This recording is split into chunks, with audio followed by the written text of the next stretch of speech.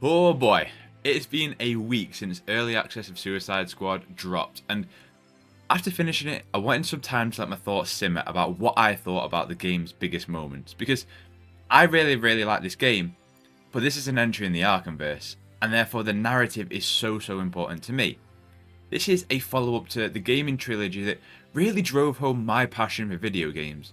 The arkhamverse contains some of my favourite ever moments in video games, period. Now you're telling me that after all this time imagining a Justice League in the Arkhamverse, we finally not just be seeing them, but trying to kill them? I actually thought this was a really interesting concept. One that we don't really see much in video games where we're actually the bad guys and we're killing the good ones.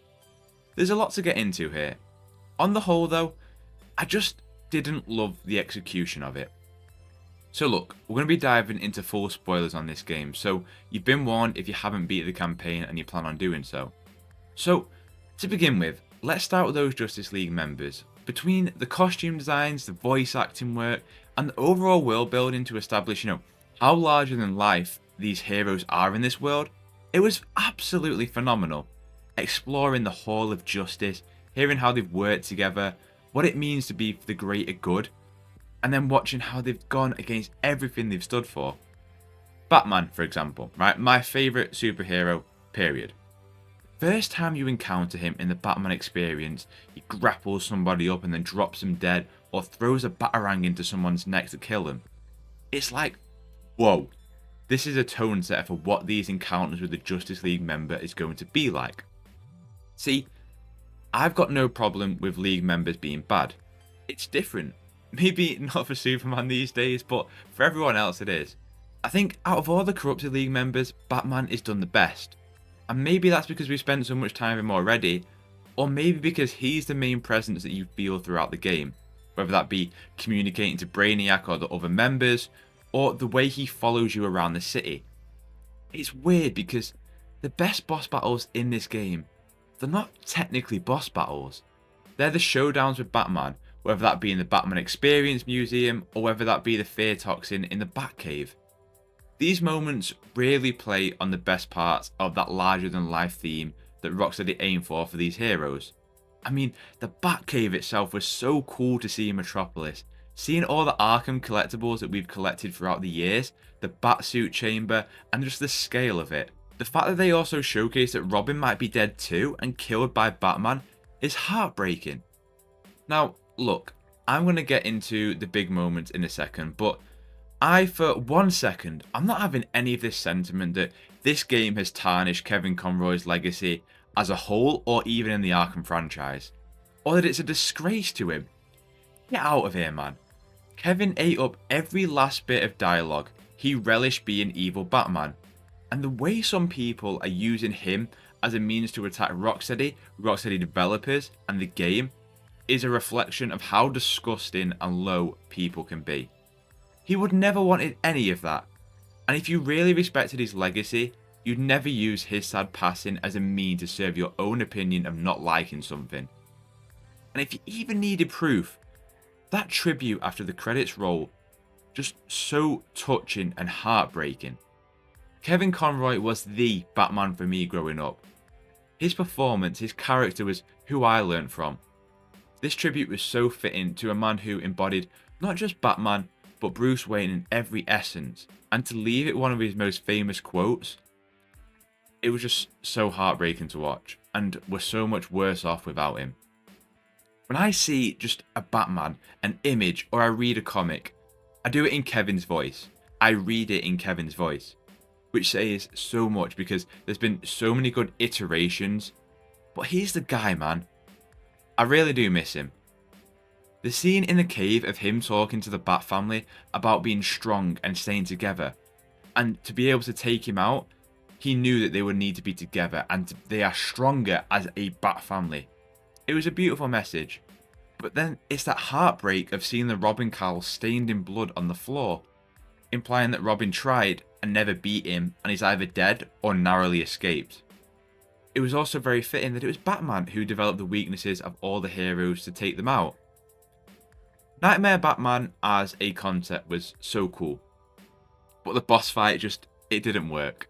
Not for me anyway. it goes back to what I said about the first encounter in terms of how you fight them. Batman in the museum, that set the tone for what you thought this game was going to be. You think, okay, each boss fight is going to feel suited to them. It's going to be unique to that person. But it's not. It's just open areas, counter shot, and do as much damage as possible. Look, it's a looter shooter, sure. But it had to have some more mechanics in there. Get that you're shooting there with some form of weakness. But it just always felt so anticlimactic. Like, you just shoot one final bullet, and then they'd flop over.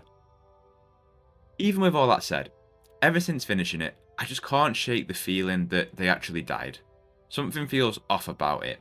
Now, this could be just pure copium, but you look at the way that Flash had his finger chopped off, and then it grew back. Lantern's shield still being up around Brainiac's ship even after the ring's taken off him. The way the ring worked, it always felt weird. Now, the deaths in particular just didn't sit right, didn't feel right. But I do have my suspicions that these are in fact clones that killed him, and that's where the game acting as a live service will potentially have us rescuing them as we progress through the seasons, if the game is allowed to last that long. Even with all that, you've got to make the deaths in this game feel more impactful. I would have expected like some final stand cutscene if they did actually die, instead of just flopping to the floor each time. I've got no problem with them coming back. I've got no problem with killing them.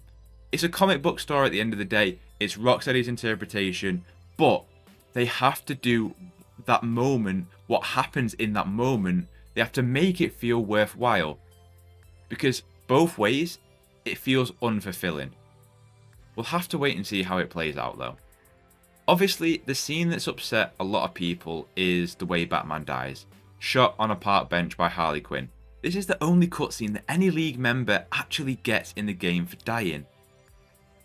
This scene, I mean, I didn't like it. It didn't work for me. This game has a really good sense of humour, at least for me. But this is a Batman we've known for 15 years. To die and then have, some form of quips, and I've got no problem with killing him. This is the thing though. Killing him just as a way to summon Superman on a park bench, I don't care if it's a clone or not. If you want this moment to feel impactful, you have to make it worthwhile. I won't label it disrespectful, I just didn't like it. Rocksteady are bold. I mean, did you ever play Arkham City? They killed the Joker. They aren't afraid to take big risks in the stories they tell. I've heard the opinion that if Batman and Wonder Woman swap roles in this game, everyone would like it 10 times more, it'd make more sense. But look, we all have this specific attachment to this Batman. But I also think that some of this game's best moments is Batman being bad. The two stealth encounters that I mentioned, whether you're on the opposite ends of Predator takedowns or his explosive gel, or even using the voice synthesizer from Arkham Knight. How he'd stand on the rooftops and watch you and communicate to Brainiac what you're up to. His death scene aside, I really think Evil Batman was the highlight of this game. Another major highlight for me was Wonder Woman. I genuinely think this is the best Wonder Woman I've seen outside of comics, probably on par with the Justice League Unlimited show. Her voice performance and motion capture are top tier, but her presence is felt in every single scene she is in. She steals the show in every single sequence.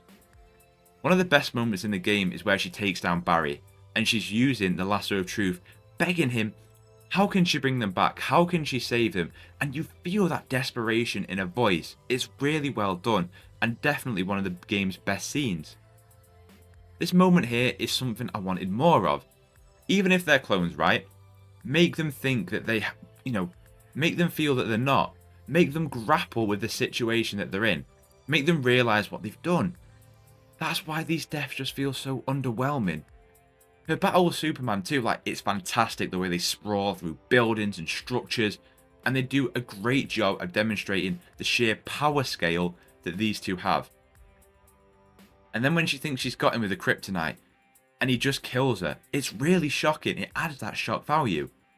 This scene was tremendous because in this particular moment, you really embody being the Suicide Squad. She feels like the last shot against him. So that moment where she stabs him with the kryptonite and him clearly being hurt, but not dying, it's like, okay, well, nothing can stop him then. What chance have we got if she can't stop him? But it goes back to what I was saying at the start. Is this really the Justice League? The actual versions of them that we're killing? One more example of that is Green Lantern, like the way that ring works. Look, I'm not the Law 101 guy or whatever it might be, but when King Shark puts on Green Lantern's ring, that is not how the Lantern rings work, alright? But I will say, the moment King Shark puts the ring on, it was amazing. It was sick. I mean, the music, the rendition of the Lantern monologue, it was such a fun moment as he summons a shark construct to take out Brainiac's shield. I don't care at times if the main source material is deviated from to tell or show an important moment. It worked here, and whether it was a clone of the ring or not, I think it was very, very impactful.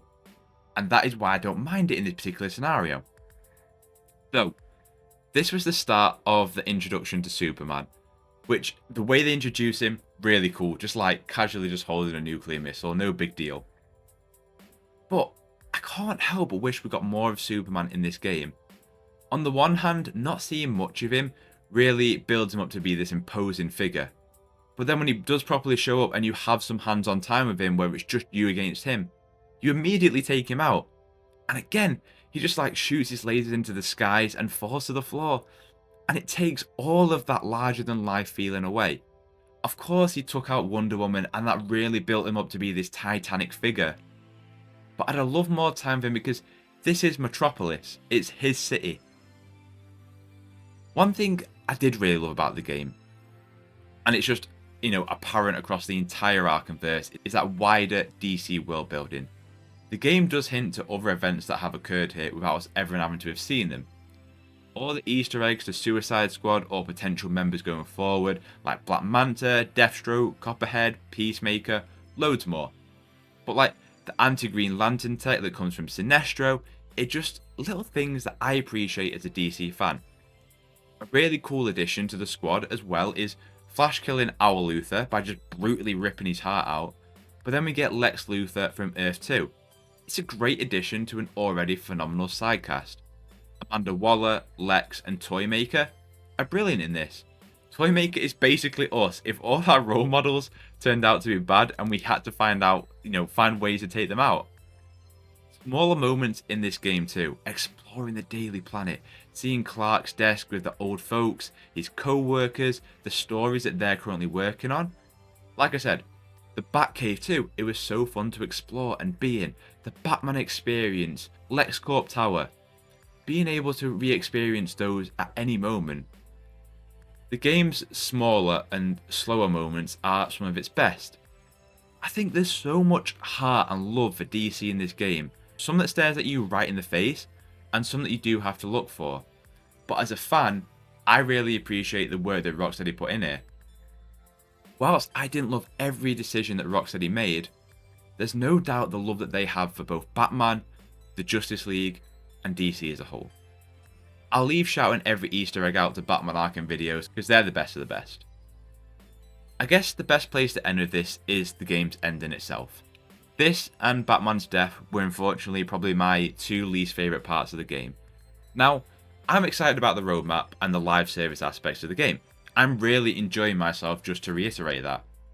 But Brainiac being a final boss as Flash 2.0, on the one hand it makes sense that why we could now defeat him, but I mean, come on man, this is Brainiac, like, sure, make a Flash clone of him in the end game, it makes sense. But there's so much boss fight potential here. If we're not going to fight him on his ship, then at least bring his tentacles into the fold in some way. I was just so disappointed in how it ended. Between finding out there's 12 more Brainiacs to take out, and my guess is that they're all going to be Justice League variants too, maybe aside from the one on our Earth. Unfortunately, again, it's the balance of a strong campaign versus your live service ambitions. And in this moment, it didn't appeal to either. And I'm in both camps.